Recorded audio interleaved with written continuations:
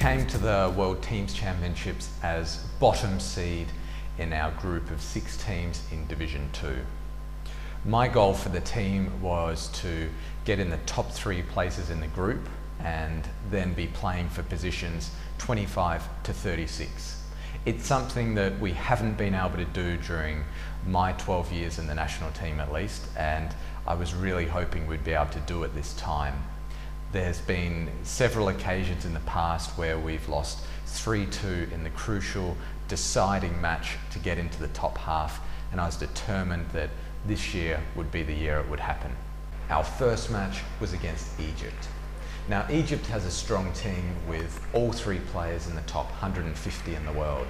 I got off to a great start, beating Omar Assar 3-0 in my first match. He's ranked a few places ahead of me in the world at 145.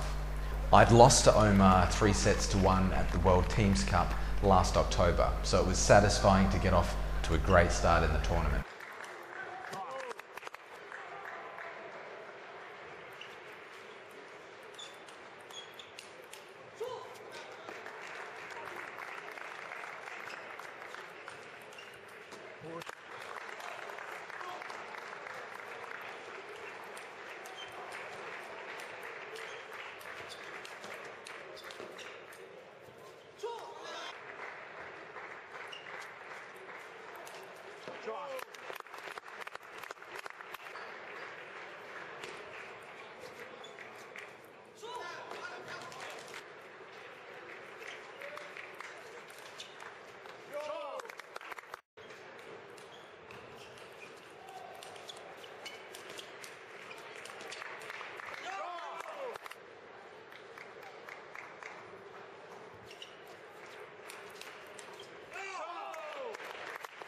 Our number 2 and 3 lost their matches without too much chance, 3-0, and I was playing at 1-2 in the teams match to try to keep us alive.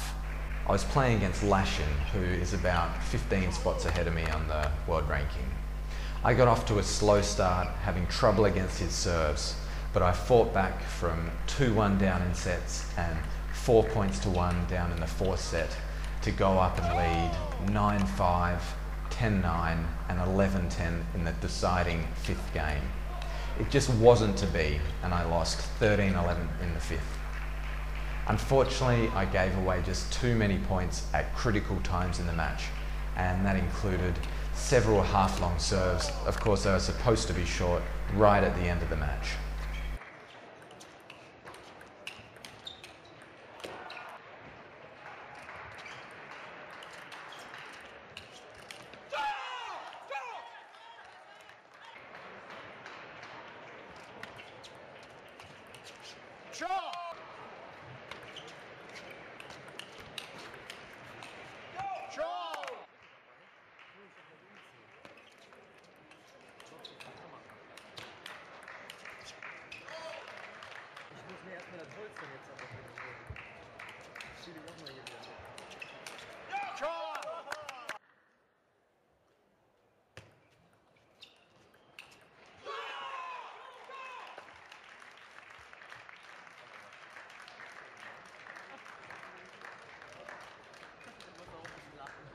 It was disappointing to have lost such a close match at the start of the tournament, but there's really little time to dwell on it at a tournament like the Worlds, because the matches just keep on coming whether you like it or not.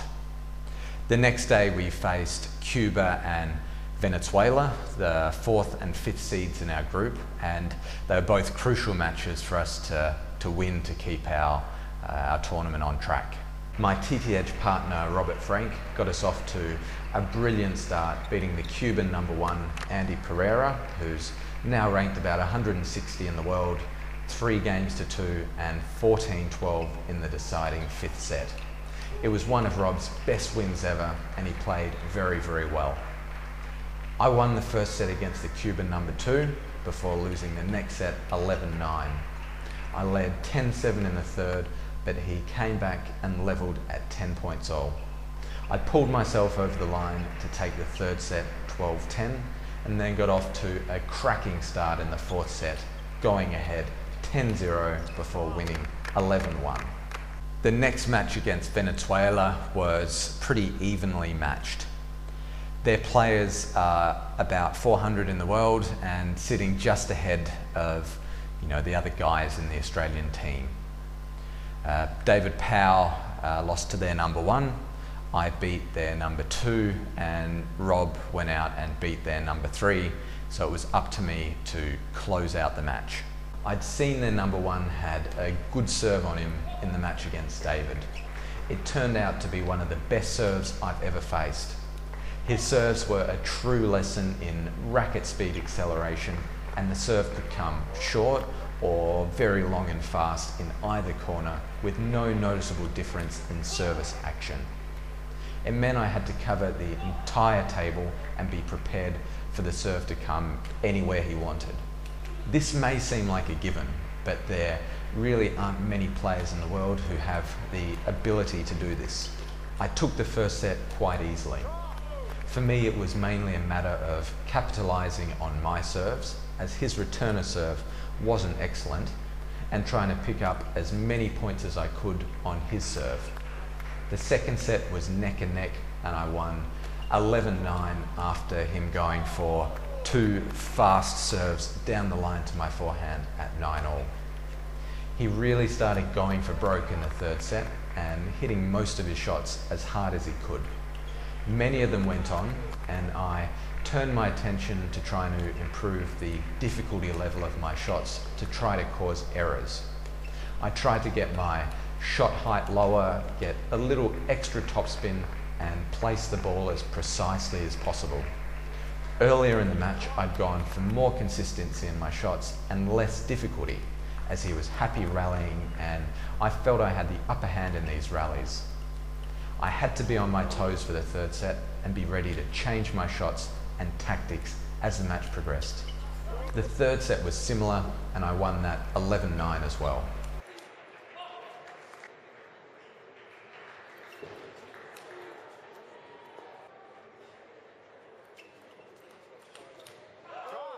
The next match was against Argentina and would really decide how successful this Worlds would be for us. More on that soon.